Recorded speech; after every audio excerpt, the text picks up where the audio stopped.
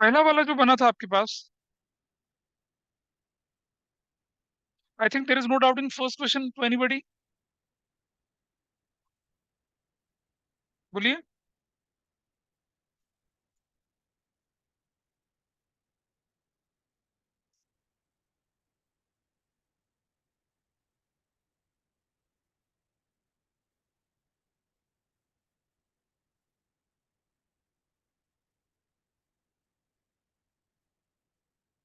तो मुझे बताइए कि कहाँ फर्स्ट सेकंड थर्ड में किसी का कोई डाउट था?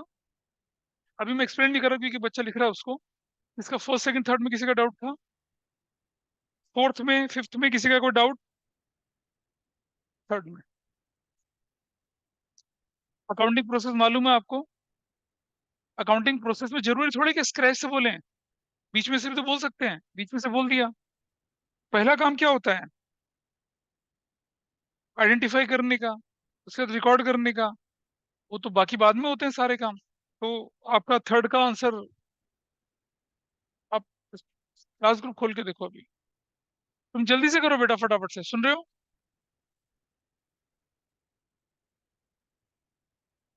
एक बार अपना क्लास ग्रुप खोल के देख लें आप लोग। सर थर्ड का आंसर क्या है? Just open up your class group with reference to question number 9। मैंने आपको बताया था कि डिप्रिसिएशन किस पे लगता है? टेंजिबल पे। अमोर्टाइजेशन किस पे होता है? इंटेंजिबल पे।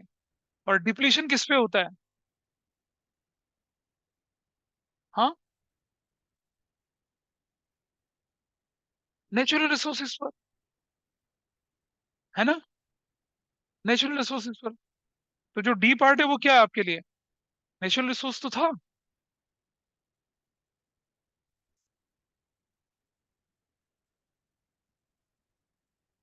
नहीं, वो प्रिंसिपल्स ऑफ अकाउंटिंग के अंदर था। एक्सेप्शन था। किसका? रेवेन्यू रिकॉग्निशन का। पेट्रोलियम प्रोडक्ट में, गोल्ड में, प्रेशियस मेटल में रेवेन्यू रिकॉग्नाइज कब होता है? Immediately when production is done. ऐसा। और प्रूडेंस में भी मतलब क्या होता है? कॉस्ट या market which ever is lower होता है, लेकिन गोल्ड में, प्रेशियस मेटल में और पेट्रोलियम में विच एवर इज हायर होता है। वो यहाँ कहाँ से आ गया बीच में? It has nothing to do. और आगे चलिए। 10 11 में कोई डाउट किसी का? बोलिए। दोबारा बोलो। हाँ जी। हाँ, लेके चलते हैं। ठीक है। लैंड। अच्छा। हम्म। बेटा लैंड जो होता है ना, लैंड के केस में क्या होने वाला होता है? दोबारा से बोले हम लोग। Land is in assets. ठीक है। तो एसेट्स में तो एक्विजिशन कॉस्ट चलेगी ना। एसेट्स में एक्विजिशन कॉस्ट चलती है भाई।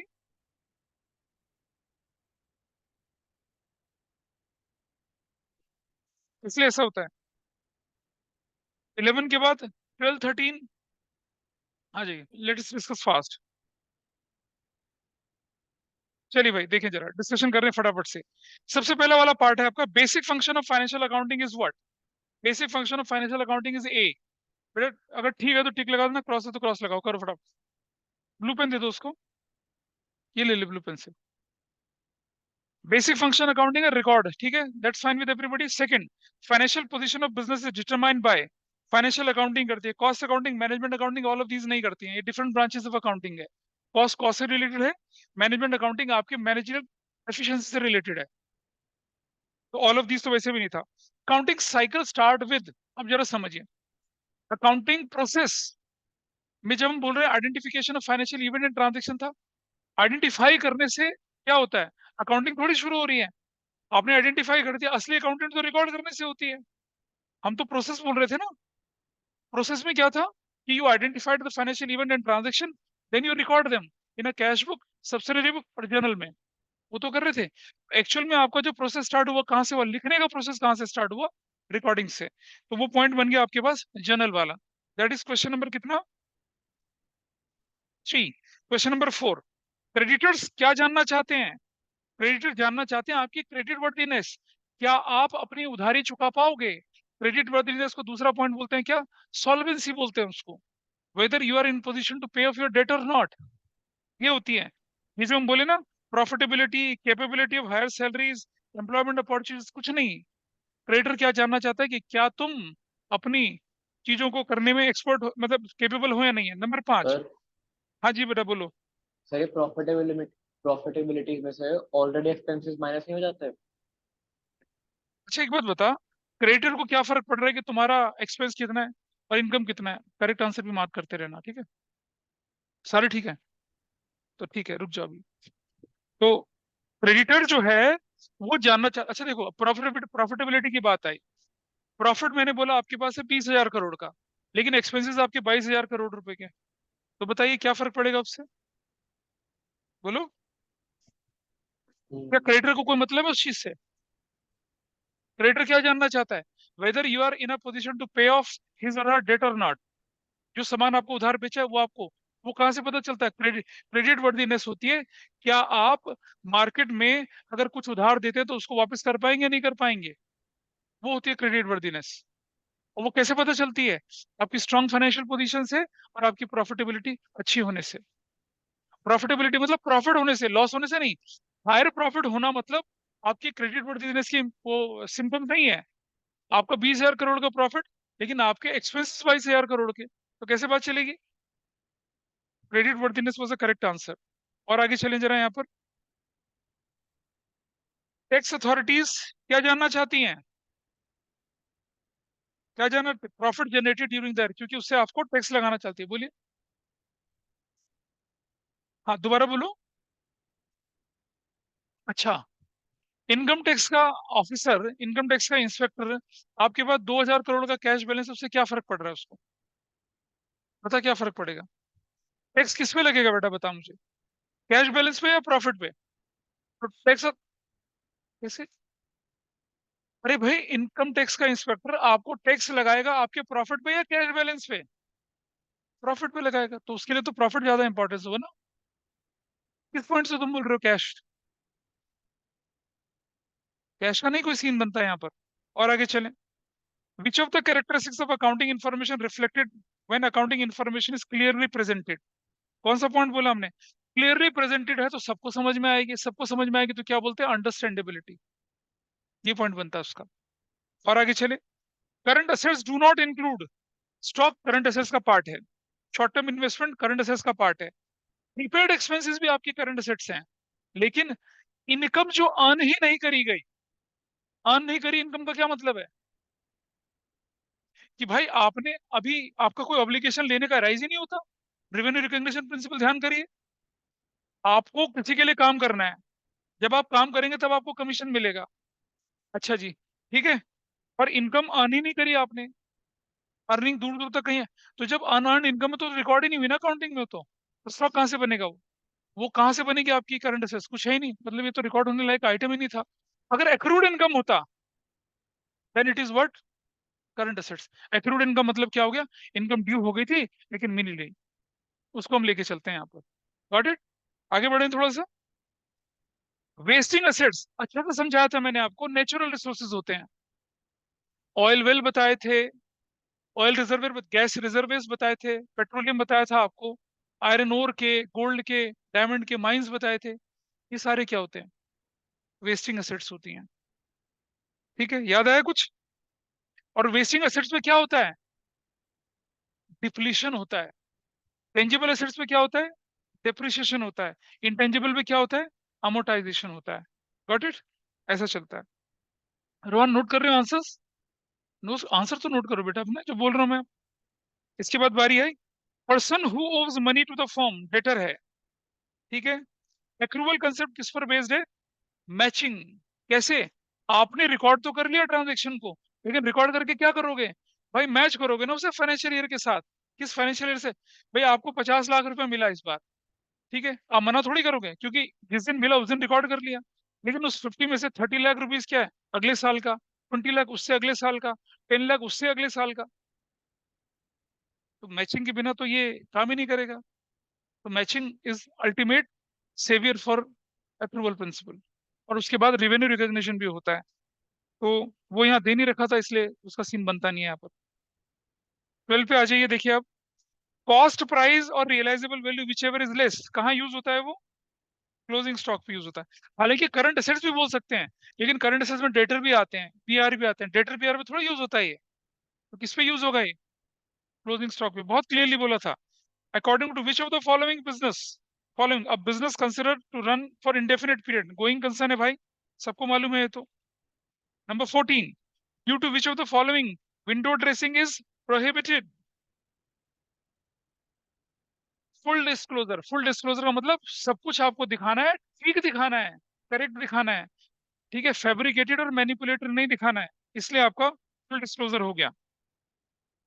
Number 15, according to which concept same accounting method should be used, consistency है। अच्छा, अगर बोलते according to which concept accounting accounting practices may be changed for the betterment of the accounting information, तब क्या होता? तो भी कंसिस्टेंसी होता, तो भी कंसिस्टेंसी होता। बताया था कंसिस्टेंसी में जो प्रैक्टिस फॉलो कर रहे हैं उसको चलाएंगे, उसे बदल भी सकते हैं अगर वो बदलाव क्या हो आपके ऑर्गेनाइजेशन के लिए अच्छा हो। बेटर इन अकाउंटिंग इन्फॉर्मेशन शब्द यूज किया ना हमने, उसलिए। थोड़ा आगे चलते हैं। Everything firm owns it also owes out to somebody, dual aspect है, नहीं होगा भाई। मान लो मैं स्टॉक बेच रहा हूं किसी व्यक्ति को, तो क्या हुआ? मैंने गुड्स बेची किसी को, मेरे लिए क्या कहलाई वो? सेल्स। सामने वाले के लिए क्या कहलाई? परचेस। मैंने किसी से लोन लिया, तो मेरे लिए क्या कहलाया? लायबिलिटी। सामने वाले के लिए क्या कहलाया? एसेट। तो जो मैं ओ कर रहा हूँ ओ टू अदर पार्टी है, तो ड्यूअल एस्पेक्ट प्रिंसिपल की बात करता है। हाँ जी बेटा, नहीं मनी मेजरमेंट की नहीं बात करती, देखो समझना, दो एस्पेक्ट की बात कर रहा है ना। मैंने लोन लिया तो मेरे लिए लायबिलिटी, लेकिन सामने वाले के लिए क्या है? एसेट है। ड्यूअल एस्पेक्ट की बात बनती है। तो मेरे पास पैसा आया तो एसेट्स हो गई और मेरी लायबिलिटी भी बढ़ गई। मनी मेजरमेंट का कहीं दूर दूर तक नहीं बनता। अच्छा, कॉस्ट ऑफ स्मॉल कैलकुलेटर आगे बोल रहा है क्या? नहीं, ये अगला वाला पार्ट है यार। 17, convention states that method of providing depreciation adopted 1 year should be adopted each year. कौन सा? कंसिस्टेंसी है ये तो, कोई दिक्कत, दोबारा रिपीट हो गया। Due to which of the following contingent liabilities are shown in the books of accounts. Contingent liability क्या होती है? कुछ may or may not happen in future depending upon happening or not happening of any event, क्या बोलते हैं उसको? तो कौन सा प्रिंसिपल है ये? फुल डिस्क्लोजर के हिसाब से चल रहा है। नंबर नेक्स्ट, स्मॉल कैलकुलेटर की cost is accounted as an expense and not shown as an assets in the financial statement of a business entity due to materiality principle. छोटे कैलकुलेटर की कोई औकात ही नहीं है। हमने बताया था ना, इन्फोसिस का वर्ल्ड के 126 कंट्री में स्टेपलर की पिने, इरेजर, रबर सब स्टेशनरी एक हेडिंग के अंदर आएगा। एसेट्स नहीं बोलेंगे उसको, क्योंकि वो कंज्यूमेबल आइटम है। कैलकुलेटर यूज करते हैं और बेकार हो जाता है। अच्छा, अकॉर्डिंग टू कॉस्ट कंसेप्ट क्या बोला हम लोगों ने? Assets are recorded at the value paid for acquiring it. यार बोला था ना एक्विजिशन कॉस्ट की बात है। तो ये था 20। तो जो जो गड़बड़ हुई थी उन गड़बड़ को शायद आप लोग अब क्या कर सकते थे, ठीक कर सकते थे। और अगला कंसेप्ट मंडे को, अगला टेस्ट जो कंसेप्ट वाला मंडे को मैं लूंगा, इन्हीं 3 चैप्टर का लूंगा। लेकिन अगली बार क्या लूंगा? अजर्शन रीजनिंग के क्वेश्चंस लूंगा। अजर्शन रीजनिंग की मैं एक बार आपको बता दूं क्या होता है, ताकि आपको परेशानी ना हो समझने में। बड़ा समझना, देखो मैंने बोला, मैंने बोला क्या कि मेरा अजर्शन है, एक स्टेटमेंट होता है अजर्शन, क्या? Outstanding expenses are expenses due but not yet paid, हमने ये लिख दिया। ये कौन से एक्सपेंसेस होते हैं? जो ड्यू तो हो गए लेकिन पे नहीं हुए। ये हमारी अजर्शन, ये हमारा स्टेटमेंट है। रीजन, ठीक है, रीजन क्या होता है? अब मैं रीजन, अलग अलग तरह के रीजन बता रहा हूं। मैंने बोला क्या कि आउटस्टैंडिंग एक्सपेंसेस आर लाइबिलिटीज। बताइए मुझे, इस सेंटेंस का ओरिजिन जो है, बेस है, क्या वो ये है?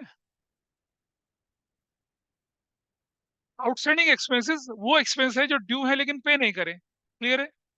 सैलरी ड्यू हो गई थी लेकिन पे नहीं करी, आउटस्टैंडिंग सैलरी हो गई।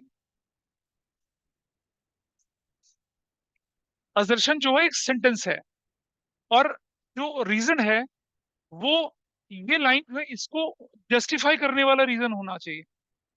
देखो समझना, असर्शन रीजनिंग अपने आप में दोनों करेक्ट हो सकते हैं। पहले बताइए, इस क्वेश्चन में बताइए मुझे, क्या असर्शन और रीजनिंग दोनों करेक्ट हैं? बिल्कुल करेक्ट है। ये भी ठीक है, ये भी ठीक है। पर क्या ये रीजन इसका करेक्ट रीजन है क्या रीजन? नहीं है। अच्छा, आउटस्टैंडिंग एक्सपेंसेस आर एसेट्स। अब बताइए क्या हुआ? अब बताइए, असर्शन ठीक है, असर्शन ठीक है, पर क्या रीजन ठीक है? रीजन गलत है। ऐसा भी हो सकता है। तो आपके पास क्वेश्चन आते हैं कि भाई assertion and reason both are correct, assertion and reason both are incorrect, ऐसे भी हो सकता है। assertion is a correct explanation of किसका? रीजन का। assertion is not a correct explanation of reason। और बहुत वेरिएट तरीके से दिखता है, मैं लेकिन आपको उस तरीके से बताऊंगा जो बोर्ड वाले तरीके में चलता है। तो मैं आपको दिखा रहा हूं करके कि कैसे और कैसे हम कंक्लूजन पे पहुंचे। तो अब मेरे पास इस एग्जाम्पल में क्या, outstanding expenses are expenses due but not yet paid. Clear sentence है, हमें समझाया कि आउटस्टैंडिंग एक्सपेंस क्या होता है। फिर हमें रीजन, मतलब इसका रीजन ये होना चाहिए। और ये तो बोल रहा है आउटस्टैंडिंग एक्सपेंस आर एसेट्स, तो रीजन ही गलत हो गया। मतलब रीजन अपने आप में गलत है, तो नहीं चलेगा ये। अच्छा, अब हमने बोला outstanding expenses are shown in the liabilities side of balance sheet. अब क्या हुआ बताइए? असर्शन भी ठीक है, रीजन भी ठीक है, पर क्या असर्शन का करेक्ट रीजन है ये? अभी भी रीजन करेक्ट नहीं है। क्या आंसर बनेगा आपका? Assertion reason both are correct, लेकिन आर करेक्ट एक्सप्लेनेशन हाँ नहीं है। तो करेक्ट एक्सप्लेनेशन कैसे हो सकता था बताइए? क्या बनना चाहिए, क्या लिखूंगा सेंटेंस जो करेक्ट एक्सप्लेनेशन बनेगा? सोचिए जरा आप लोग। आउटस्टैंडिंग एक्सपेंसेस वो एक्सपेंसेस होते हैं जो due but not yet paid होते हैं। ठीक है,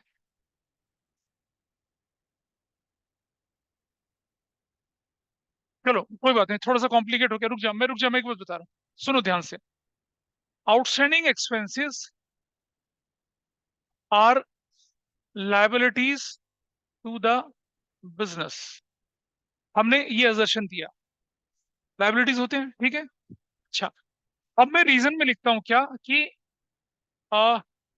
expenses which are due but not yet paid are the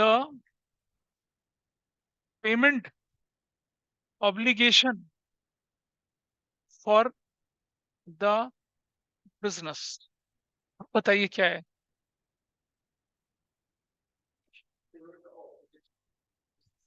मतलब बिजनेस को फ्यूचर में पे करना है किसी को। अरे बताइए, दोनों ठीक है? ऑनलाइन वाले मुझे बताइए, मोक्षा मुझे बताए, विधि या फिर अनंत या फिर शौर्य, क्या दोनों ठीक लग रहे हैं सेंटेंस अपने आप में? रुक जाए, पहले पहले उस पर चलेंगे, पहले बताइए दोनों ठीक हैं, सेंटेंस ठीक है दोनों? बता भाई तविश, इधर से। सर हाँ, outstanding expenses are liability to the business, ठीक है जी। अभी लायबिलिटी क्यों है? क्यों है? कब देने हैं? फ्यूचर में। नीचे क्या लिखा हुआ है? नीचे क्या लिखा हुआ है बताओ? नहीं, नीचे क्या लिखा हुआ है? क्या वो बात नीचे वाला सेंटेंस पूरे नहीं कर रहा? कर रहा है नहीं कर रहा बताइए मुझे। तो क्या असर्शन का करेक्ट रीजन नहीं बना नीचे वाला? आपको क्या बोला जा रहा है बेटा, फोन बाद में देखना। Outstanding expenses are liability to the business. क्यों है लायबिलिटी बिजनेस के लिए? क्योंकि एक्सपेंसेस ड्यू हुए थे, नहीं पे किए हुए, ये फ्यूचर में पे होंगे, तो जस्टिफाई कर रहा है ना सेंटेंस उसको।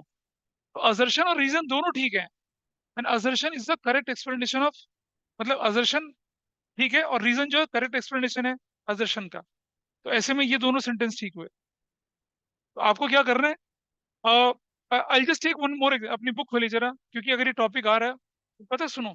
इस बार क्या हुआ कि बोर्ड के पेपर में हमारे बहुत सारे, कम से कम 4 बच्चे ऐसे थे जिनके 99, 99, 98, 97, कम से कम मेरे 11 से 12 बच्चे कोचिंग में थे, ऐसे बच्चे जिनके 2 नंबर, 3 नंबर और 1 नंबर कटा। जानते हैं सबसे बड़ा रीजन क्या था? एक एमसीक्यू और एक असर्शन रीजनिंग का क्वेश्चन। तो मैं नहीं चाहता कि आप लोगों से, इसीलिए 11 से तैयार करके चलते हैं। मैं आपके सामने एक एग्जांपल ले रहा हूँ आप ही की बुक का, assertion रीजनिंग का, और आपको पता चलेगा। देखिए अगले चैप्टर को मैं शुरू कर लूंगा अगली क्लास में, that will not be a problem.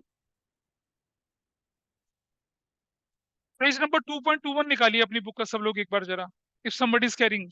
मैं आपके सामने लिख देता हूँ, जिनके पास बुक नहीं है, मैं लिख देता हूँ यहाँ पर, ठीक है, छोड़ दीजिए। यहाँ देखिए पेज नंबर 2.21 में जरा एनालाइज करते हैं। एक आपके पास क्वेश्चन दे रखा है, क्या क्वेश्चन 2 है यहाँ पर, a transaction is a credit transaction. A transaction is a credit transaction when it is settled at a later book में लिखा हुआ है, लिखने की जरूरत नहीं, at a later date, ये assertion है इसका, and not on the date of transaction। अभी बाद में देखेंगे इसको, ये assertion है। रीजन देखिए क्या लिखा है इसने बुक में, cash transaction is a transaction in which amount of cash is received at a later date। आपके सामने assertion और रीजन दोनों हैं। चलो पहले तो अपने आप में ये देखिए क्या ये दोनों सेंटेंस ठीक है या नहीं है। ठीक है जी, a transaction is a credit transaction when it is settled at a later date and not on the date of transaction। हमने कोई ट्रांजेक्शन आज करी, कौन सी तारीख को, 15 तारीख को, पेमेंट जानी है 20 तारीख को, या पेमेंट आनी है 20 तारीख को, तो कैश ट्रांजेक्शन है, क्रेडिट ट्रांजेक्शन है, कैश है या क्रेडिट है। अरे एक बात समझो यार, आपकी दुकान में कस्टमर आया, कहते सर सामान दे दो, 20,000 का सामान ले गया, कहते सुनो 20,000 का सामान दे गया, कह रहे सर पैसा मैं 30 तारीख को दूंगा। अबे डेट वेट छोड़ना यार, पहले ये बता क्रेडिट ट्रांजेक्शन है cash transaction. Credit transaction everybody is okay with this, जो मुझसे आज सामान ले जा रहा है और कहता है पैसा दूंगा मैं लेटर डेट को 30, 25, 30 तारीख को दूंगा, तो क्या ट्रांजेक्शन हुई, ये सेंटेंस ठीक है या नहीं है, एवरीबडी इज फाइन। दूसरा सेंटेंस देखते हैं, cash transaction is a transaction in which amount of cash is received at a later date, तो गलत हो गया, तो क्या हो गया, हाँ तो ऑब्वियस सी बात है कैश तो उसी दिन होता है। तो भाई असर्शन रीजनिंग में सबसे पहला आपको चेक क्या लगाना है कि क्या असर्शन और रीजनिंग फैक्चुअली दोनों सेंटेंस करेक्ट है या नहीं है। अगर वो फैक्चुअली करेक्ट हो तो क्या पॉसिबिलिटी बनेगी, या तो रीजन करेक्ट है, करेक्ट एक्सप्लेनेशन असर्शन का, या करेक्ट एक्सप्लेनेशन का नहीं है, ये आपके पास पॉइंट बनता है। तो जब दोनों में से एक गलत हो आपका काम बहुत आसान हो जाता है। कई बार ये भी हो सकता है कि असर्शन और रीजनिंग दोनों गलत हो, कई बार असर्शन रीजनिंग दोनों ठीक हो। अब अगर दोनों सेंटेंस ठीक हैं तो फिर आपको देखना है कि भाई जो रीजन है क्या वो करेक्ट रीजन है असर्शन का, नहीं, फिर आपको वो देखना है। तो इस पॉइंट ऑफ व्यू से आपको लेके चलना है। तो जब हम अगली क्लास में आपको क्वेश्चन डालेंगे, अभी तो मैंने हल्का सा ब्रीफ दिया है, क्योंकि I just put such question जिनमें आपको कंफ्यूजन आए। देखिएगा आपकी किताब में हर चैप्टर के बाद असर्शन रीजनिंग के क्वेश्चंस हैं, इनको पढ़ेंगे तो it will give you an idea. देखो बेटा, I just tell you, difficult का लेवल जो होता है स्कूल टू स्कूल डिपेंड करता है। तुम्हारा स्कूल कौन सा है, ठीक है, वो ऑलमोस्ट सीबीएसई के बराबर रखते हैं। There are certain school in Noida जो कि सीबीएसई से थोड़ा कम लेवल रखते हैं, and there are certain school in Noida जो सीबीएसई से एक लेवल ऊपर रखते हैं। मैं अपने छोटे से स्कूल में सीबीएसई से 2 लेवल ऊपर रखता हूँ जब पेपर बनाते हैं तो, बस एक लेवल ऊपर, एक लेवल ऊपर वैसे चलता है। तो I have an idea of each and every of school, नहीं बराबर रखते हो, उसके ऊपर नहीं रखते, वैसा करके चलता है। तो मैं आपको हमेशा एक लेवल या 2 लेवल ऊपर के क्वेश्चंस दूंगा। ये तो खैर मतलब ये तो मन बहलाने वाले क्वेश्चन थे, एमसीक्यूज वगैरह, लेकिन जब हम प्रैक्टिकल क्वेश्चन देंगे आपको उस तरह के क्वेश्चन देंगे। क्योंकि अगर हम अपने आप को टफ कंडीशन में टेस्ट करते हैं तो जो स्कूल का पेपर, बोर्ड का पेपर सब आसान लगता है, that will not be problem. वैसा करके जो चैप्टर का हमें डिस्कशन करना था बेसिस ऑफ अकाउंटिंग है। आपने अकाउंटिंग प्रिंसिपल्स पढ़े सब लोगों ने। अकाउंटिंग प्रिंसिपल में आपने एक प्रिंसिपल पढ़ा एक्रूवल। कोई बताएगा मुझे एक्रूवल प्रिंसिपल क्या कहता है?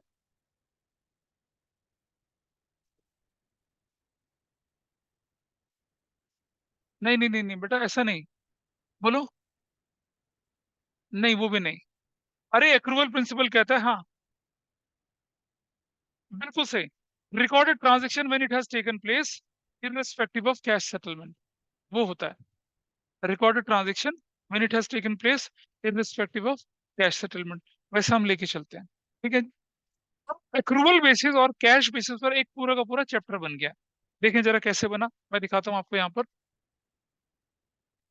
पहले प्रैक्टिकली समझिए कि ये परेशानी हो क्या रही है, और आपको ध्यान रखना है, आप एक्रूवल के साथ साथ आपको किसे अप्लाई करना है, मैचिंग भी लगाना है और रेवेन्यू रिकॉग्निशन भी लगाना है। मैं एक छोटा सा एग्जांपल दूं।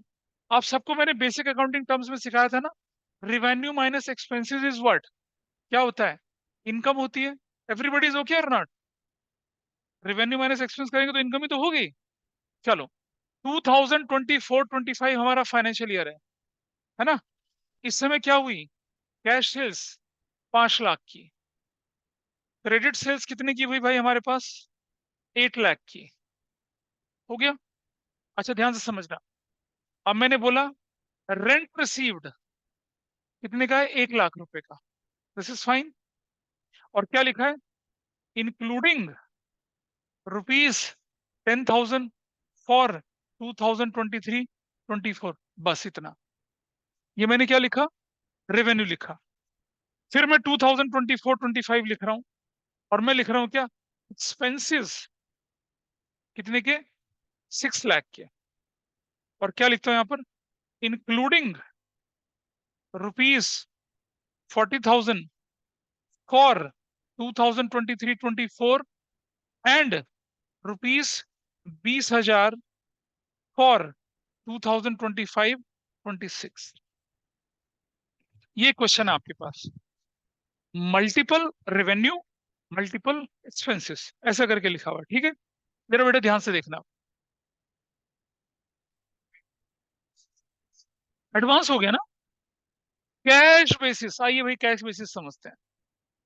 कैश बेसिस का मतलब क्या हुआ? जितना पैसा है उतना लिखो, जितना गया उतना लिखो, चाहे वो इस साल का, चाहे वो अगले साल का, चाहे पिछले साल का, डज इट मैटर? नहीं मैटर करेगा। कैश बेसिस का मतलब क्या हुआ भाई? कैश बेसिस का मतलब क्या है? आपके कैश बॉक्स में कितना पैसा आया वो लिखो, कैश बॉक्स में कितना पैसा गया वो लिखो।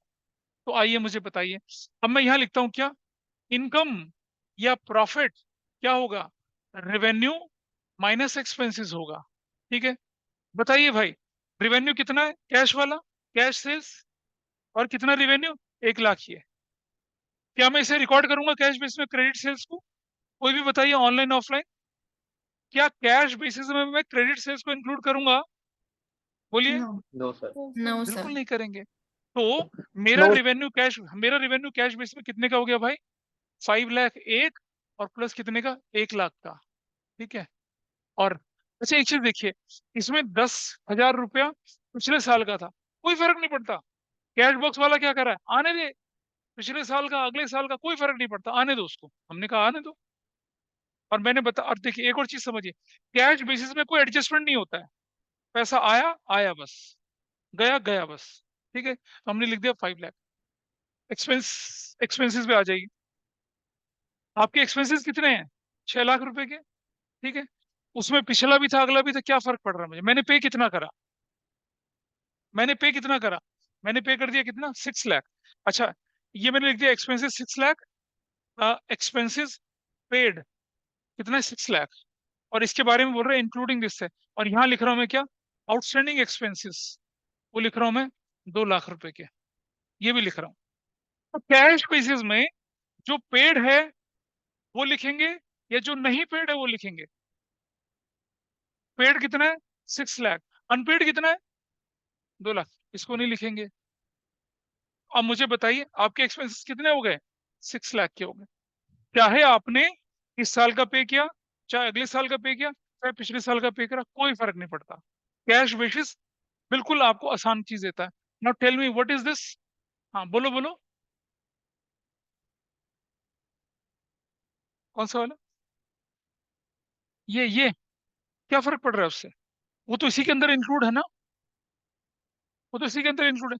बताइए प्रॉफिट लॉस की सिचुएशन क्या है? नील, ना प्रॉफिट ना लॉस। अगर ये ज्यादा हो जाता तो लॉस, ये ज्यादा हो जाता तो प्रॉफिट। क्या cash base is clear to everybody? क्या ध्यान डाउट है बताइए। नहीं, हमारा फाइनेंशियल ईयर ये है, बाकी तो हमारे पास अलग अलग फाइनेंशियल ईयर की इंफॉर्मेशन है। हमारा करंट, देखो बेटा, ये कैश बेसिस में 2024-25 में प्रॉफिट एंड लॉस निकाल रहे हैं हम। हाँ बिल्कुल, कोई फर्क नहीं पड़ता है। हाँ, कैश बेस में डजेंट मैटर। ना ना ना, ये जो आपने एक्सपेंस पे किया ना, इसमें 40,000 आपने पिछले साल का पे करा, और ये वाला अगले साल का पे करा। पेमेंट जो आपकी है वो अगले साल की पे करी तो एडवांस हो गई, पिछले साल की पे करी तो आउटस्टैंडिंग वाली पे करी। यार जब आप पेमेंट करते हो तो क्या करते हो? इस साल के खर्चे चुकाते हो, कोई पुराना पेंडिंग है उसे भी चुकाते हो, और कोई कहता है पैसे एडवांस भिजवा दो, उसे भी भिजवा देते हो। तो आपका तो आउटफ्लो हुआ ना पैसे का। तो कैश बेसिस क्या करता है बच्चे? इनफ्लो और आउटफ्लो पे ध्यान देता है, इररिस्पेक्टिव ऑफ टाइम पीरियड ध्यान देता है। तो मेरा इनफ्लो 5 लाख, मेरा इनफ्लो 1 लाख, 6 लाख हो गया, कैश बेसिस में लिख दिया। आउटफ्लो कितना है मेरा? 6 लाख का। इस आउटफ्लो में पिछला भी इंक्लूड है, अगला भी इंक्लूड है, कोई फर्क नहीं पड़ रहा। और जो आउटफ्लो हुए नहीं उसको मैं इंक्लूड ही नहीं कर रहा। तो मेरे कैश बेसिस से क्या हुआ? प्रॉफिट और लॉस कितना हो गया? अंडा हो गया, शून्य हो गया। क्या डाउट है? हाँ बोलिए। हाँ नहीं पे कर, आउटस्टैंडिंग का मतलब क्या है? ड्यू बट नॉट पेड, वो तो हुआ। This is fine with everybody, यहाँ तक ठीक है? बोलो।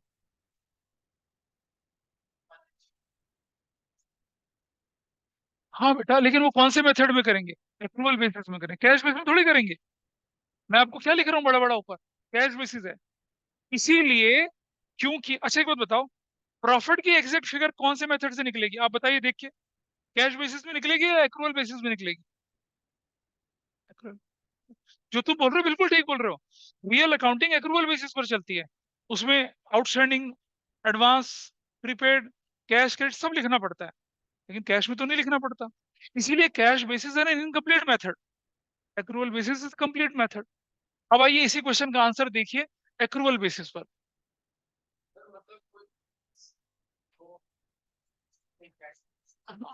क्यों करेगा? मतलब क्यों? आपके पास ज्यादा रिसोर्सेज हैं क्या? बेटा समझ समझ, तुम पहले चैप्टर में मेरे साथ नहीं आए थे ना। पहले चैप्टर में मैंने अकाउंटिंग इन्फॉर्मेशन बोली थी। अकाउंटिंग इन्फॉर्मेशन के 3 पार्ट बनाए थे। एक को बोला था trading and profit and loss account, जिससे प्रॉफिट एंड लॉस पता चलता है। एक को बोला था पोजीशन स्टेटमेंट, जिससे बैलेंस शीट, जिससे फाइनेंशियल पोजीशन पता चलती है। और तीसरा और बनाते कैश फ्लो स्टेटमेंट, उसमें पता चलता है कि कैश आया कितना और गया कितना। तो आपको अलग से बनाने की जरूरत ही नहीं है। Got it? वैसा करके। तो चलिए, अब जरा एक्रूवल बेसिस देखें। भाई रिवेन्यू लेते हैं, रिवेन्यू। रिवेन्यू रिवेन्यू में ले रहा हूं यहाँ पर, ठीक है? क्या क्या लेके चल रहा हूं मैं? Cash sales. बताओ कितनी की कैश सेल्स है? 5 लाख की। Will include this, everybody is fine. Plus क्या जोड़ूंगा मैं? Credit sales. कितने की भाई बताइए? 8 लाख रुपए की। बिल्कुल ठीक है जी, लेके चलेंगे। प्लस लेके चलेंगे कितना? Rent received. रेंट रिसीव्ड क्या लेके चलेंगे? Rent received. और सुनो, 2024-25 के लिए बना रहे हैं। अब रेंट रिसीव्ड कितना आपके पास है? 1 लाख। पर क्या मैं पूरा का पूरा 1 लाख लूंगा इस साल के लिए? सी, इसमें से 10,000 जो मिला है आपको, पिछले साल का मिला है। एज पर एक्रूवल प्रिंसिपल, जो इस साल का है उसे लेके चलूंगा ना। पिछले साल का होगा तो पिछले साल जाएगा वो। तो आउट ऑफ 1 लाख आपका करंट ईयर का एक्चुअली कितना है? 10,000 माइनस करके 10,000। क्या सब एग्री कर रहे हैं इस बात से? हाँ ना, बोलो।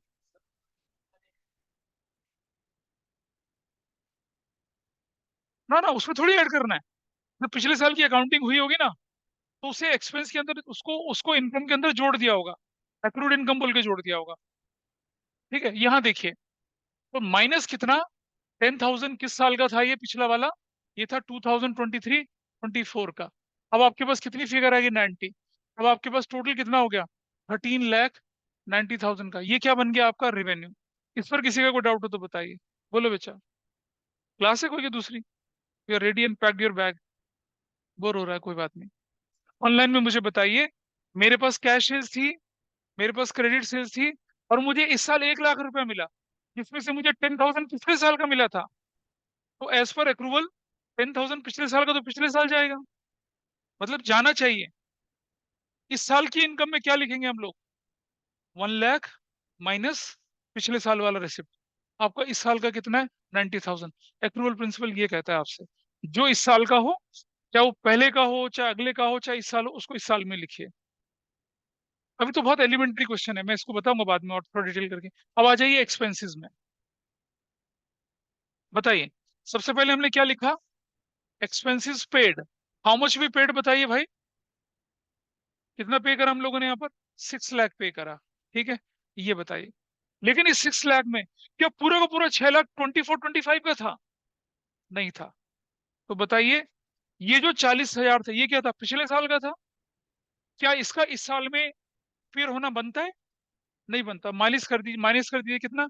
40,000 किस साल का था? 2023-24 के लिए। बिल्कुल। हाँ, नहीं, रुक जा बेटा, रुक जा। और ये जो 20,000 है, ये तो अगले साल के लिए पे किया हमने। तो क्या ये इस साल का एक्सपेंस बनेगा? नहीं बनेगा। माइनस कर दीजिए कितना? 20,000। किसके लिए? नहीं बेटा, नहीं। इस 6 लाख में ऑलरेडी जुड़े हुए हैं ये। इस 6 लाख में ऑलरेडी जुड़े हैं। तो पिछले साल वाला माइनस करो, अगले साल वाला माइनस करो, तो क्या हो गया? 6 - 40, और 6 - 6 5,40,000। अब रुक जाइए, अब रुक जाइए, एक मिनट रुक जाइए, पहले पूरा करने दीजिए। इसका हिसाब किताब पूरा हो गया इस वाले का। What about outstanding expenses? Record a transaction when it has taken place irrespective of cash settlement. तो क्या लिखेंगे? प्लस आउटस्टैंडिंग एक्सपेंसेस इसी साल के थे। कितने? इस साल के आउटस्टैंडिंग कितने थे? 2 लाख थे। तो अब बताइए मुझे, आपके एक्सपेंसेस कितने हो गए? 740 के। हाँ, लेकिन लिखा नहीं ना इसमें। इसमें कुछ नहीं लिखा, तो इसी साल का माना जाएगा। अब बताइए भाई मुझे, इस तरफ आ जाते हैं, इस तरफ। अब एक्रूवल बेसिस पर वर्किंग नोट हो गया मेरा, एक्रूवल बेसिस पर आ गया। बताइए, मेरा इनकम या प्रॉफिट कितना बनेगा? मेरा रेवेन्यू कितना था? 13,90,000 का। मेरा जोड़ दिया उसको। आपके एक्सपेंसेस जो पे हुए थे, जो नहीं पे हुए थे। एक्रूवल बेसिस तो दोनों को लिखता है ना, पे वाला भी लिखेगा, नॉट पेड वाला भी लिखेगा, दोनों को मिला के आपके एक्सपेंस बनेंगे ना। इस साल के एक्सपेंस में क्या होगा? जो पे कर दिए वो, और जो नहीं पे करे वो भी जुड़ेंगे। ऐसा करके हो गया। डाउट क्या है? ये लिखा हुआ ना मेरा यहाँ पर, बाद में डाली थी इंफॉर्मेशन मैंने। बोलिए। हाँ, बस हो गया वाइंड अप। तो what is your profit now? 6,50,000। तो बताइए, एक्यूरेट प्रॉफिट की फिगर किससे पता चल रही है? एक्रूवल से पता चल रही है। ठीक है, और सुनो, मैचिंग भी लगा रहे हैं हम। मैच कर रहे हैं ना एक्सपेंस को, उस साल को उस साल के साथ, इस साल के इस साल के साथ। तो जो क्वेश्चन था, अप्रूवल किसके बिना बेकार है? मैचिंग के बिना बेकार है। वो जस्टिफाई हो रहा है। ठीक है, अभी परेशान मत होइए। अभी तो मैंने सिर्फ एक एग्जांपल दिया, थियोरेटिकल चीजें डिस्कस करूंगा पूरे ढंग से। बोलिए। हाँ, बस हो गया। I am winding up. तो we are winding up the class today. ठीक है, दैट्स ऑल फॉर टुडे। अगली क्लास में इस चैप्टर को वाइंड अप करेंगे, फिर आगे बढ़ेंगे। रुक जाओ बेटा, कोई डाउट किसी का हो तो बोलिए। No sir. सर अगर हमने 23-24 के अंदर 24-25 के लिए प्रीपेड एक्सपेंस पे किया था, तो हम हाँ, इसे कैश बेसिस में इंक्लूड नहीं करेंगे पर एक्रूवल में करेंगे ना? नहीं नहीं, रुक जाओ, तुम्हारा डाउट क्या है? जैसे 22-23 के अंदर मैंने 24-25 के लिए 1 लाख ऑलरेडी पे कर दिया था। ठीक है, तो वो तो कैश बेस में इंक्लूड होगा, एक्रूवल में इंक्लूड नहीं होगा वो, क्योंकि वो इस साल का ही नहीं, वो तो अगले साल का है। एडवांस बोल के इंक्लूड करेंगे उसे, पेमेंट में जाएगा, लेकिन नहीं, पर वो इस, इस साल के लिए एडवांस था, 24-25 के लिए एडवांस था। अरे वो क्वेश्चन अभी नहीं करवा रहे ना, रुको, अभी वो कहाँ करवा